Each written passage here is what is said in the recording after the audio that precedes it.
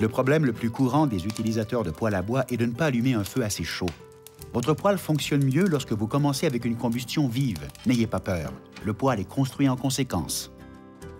Les 3 conseils pour créer une combustion vive sont: utilisez du bois sec, assurez-vous que le bois n'est pas trop gros, utilisez assez de bois d'allumage.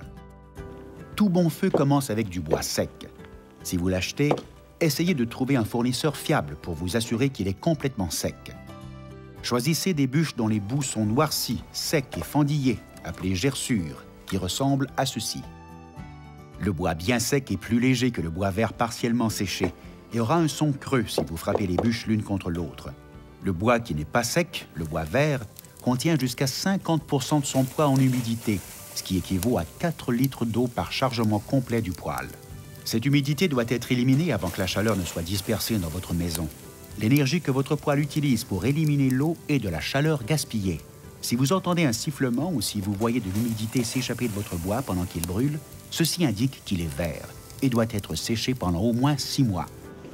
Il est aussi important de ne pas brûler de carton ou de bois contenant des liants, tels le contreplaqué ou le panneau de particules. La colle ou autre liant peut provoquer une chaleur excessive et endommager votre poêle ou causer un mauvais fonctionnement. Si vous coupez votre bois de chauffage, planifiez 1 ou 2 années d'avance pour qu'il puisse sécher adéquatement. Rappelez-vous que le bois ne sèche pas bien avant d'être fendu. Utilisez un maillet à fendre ou une fendeuse à bois hydraulique.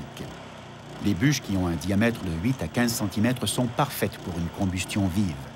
Assurez-vous d'avoir fondu beaucoup de bois d'allumage pour démarrer le feu.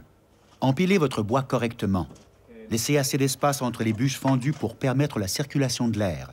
Couvrez le dessus de la pile afin de la protéger de l'humidité et pour que les bûches puissent sécher efficacement. Laissez les côtés de la pile exposés pour accélérer le séchage. Lorsque votre bois est entièrement séché, rangez-le pour l'hiver dans un endroit à l'abri de la pluie et de la neige et pour votre commodité, assez près de la maison sans y être appuyé, ce qui ralentirait le processus de séchage et pourrait causer des problèmes de vermine. Si vous devez construire un hangar à bois, vous pouvez trouver de bons plans sur Internet. Organisez votre espace pour que le bois mou soit placé séparément du bois dur. Le bois mou, comme le pin et le peuplier, donne des feux de courte durée. Il est bon pour l'automne et le printemps. Le bois dur, tel que le chêne, l'érable et le mélèze, brûle plus longtemps et est préférable pour les froides journées d'hiver.